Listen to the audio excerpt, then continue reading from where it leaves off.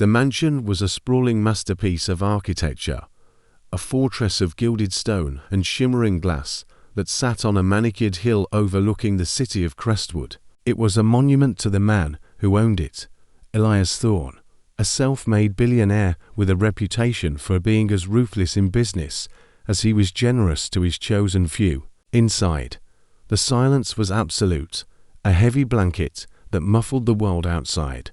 The only sound was the faint rustle of silk curtains in a stray breeze, a ghost sigh in the hallowed halls. The 14-bedroom, 3-story mansion, adorned in gold and priceless art, stood as a testament to perfection, an untouchable palace of a life lived at the pinnacle.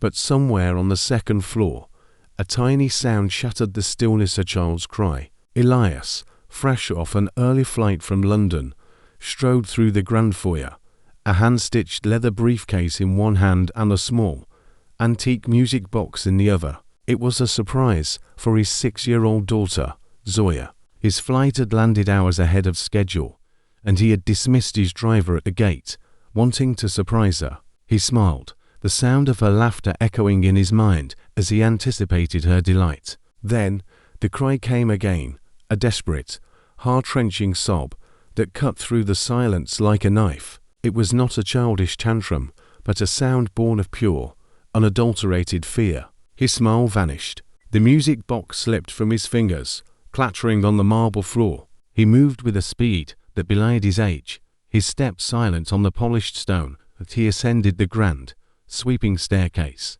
The cry was coming from the second-floor hallway, from a room with a half-open door. He pushed it inward and froze. His daughter, Zoya, was huddled on the edge of her princess-themed bed, her knees pulled tight to her chest. Tears stained her cheeks, and her small body trembled. Standing over her, her posture rigid and menacing, was Eleanor, the head housekeeper. Eleanor, in her pristine white blouse and navy-maid's dress, loomed inches from Zoya's terrified face, her expression a mask of cold contempt. "You're an ungrateful little charity case," Eleanor hissed, her voice a low, venomous whisper.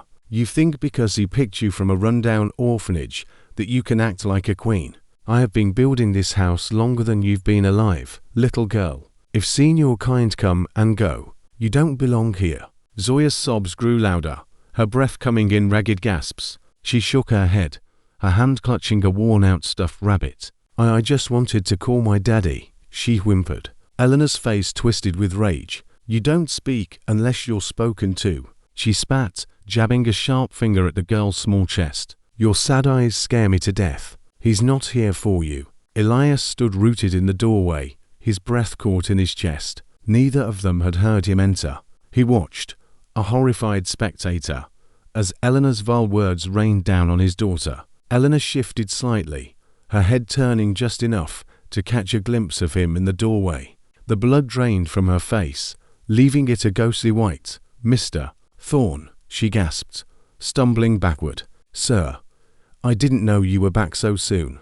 Zoya's tear-filled eyes found his. They widened in an instant, a look of pure relief washing over her face. "Daddy," she cried, her voice a lifeline in the sea of her fear. She slid off the bed, her small legs a little wobbly, and stumbled into his arms. He swept her up, holding her tightly as her tiny body shook with silent, exhausted sobs. She buried her face in his chest, and he held her, rocking her gently. The room, with its elegant furniture and golden accents, seemed to disappear. There was only Zoya and the crushing weight of what he had just witnessed. He looked at Eleanor, his face a mask of stone. "What was that?" he asked, his voice low and dangerous, a predator's growl. Eleanor stammered, her composure completely shattered. She's been difficult, sir, screaming and throwing things. I was just trying to calm her down." Zoya clung to his lapel, her small voice a whisper. "I wanted to call you," she repeated. "Who else is in the house?" Elias's gaze was unrelenting. "Just me, sir," Eleanor said, her voice barely a squeak. "I sent the others home so I could do a deep clean of the second floor. It was a matter of convenient." He cut her off. The silence that followed was chilling. He turned away from Eleanor, pulling Zoya closer, and calmly pressed the button on the wall intercom. "Brent," he said, his voice as calm and steady as a still lake. I need you to send another maid to Zoya's room immediately, and tell security that Eleanor is to be escorted off the property. She is no longer employed here. Eleanor's mouth opened in a silent protest, but he didn't look at her again. He simply sat on the bed with Zoya in his arms, stroking her hair and whispering soft, soothing words only she could hear. Later, the staff would whisper about the scene how Elias Thorne, the man who never showed a hint of emotion, had carried his tear-stained daughter past the golden banisters of the grand staircase, his eyes wet with unshed tears. Eleanor was never seen in the mansion again. The security guard escorted her out without a word, but the look in Elias's eyes had said more than any angry tirade ever could. As the door to the bedroom closed, the full weight of the situation settled over Elias. He had built an empire, a fortress of wealth and power, but he had left his most precious treasure vulnerable within its walls. Zoya sat in his lap, her head resting on his shoulder, her eyes finally closed. She was quiet now, not from peace, but from pure, raw exhaustion. "I am so sorry," he whispered, his voice thick with a raw, unfamiliar emotion. "I should have been here. I should have seen." She didn't respond, her small fingers still clutching the collar of his shirt. He gently wiped the tear tracks from her face. "You don't have to be afraid, sweet girl. Do you hear me? Not ever again. You wouldn't have believed me," she whispered, her voice barely audible. "You would have sent me away if I told you." Elias's heart twisted. "I would never do that. Never," he said, his voice breaking.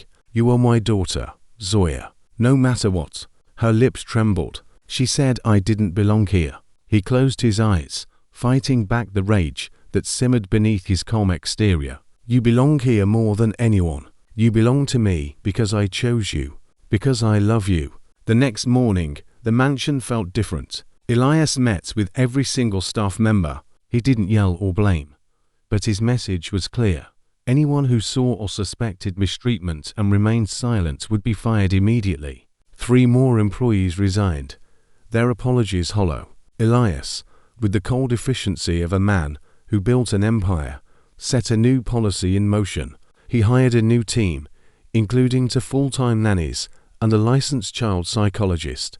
A woman named Angela, who specialized in trauma-informed care for adopted children, was brought in with glowing recommendations. Most importantly, Elias changed himself. He cancelled his next-to-business trips and blocked out every weekend on his calendar.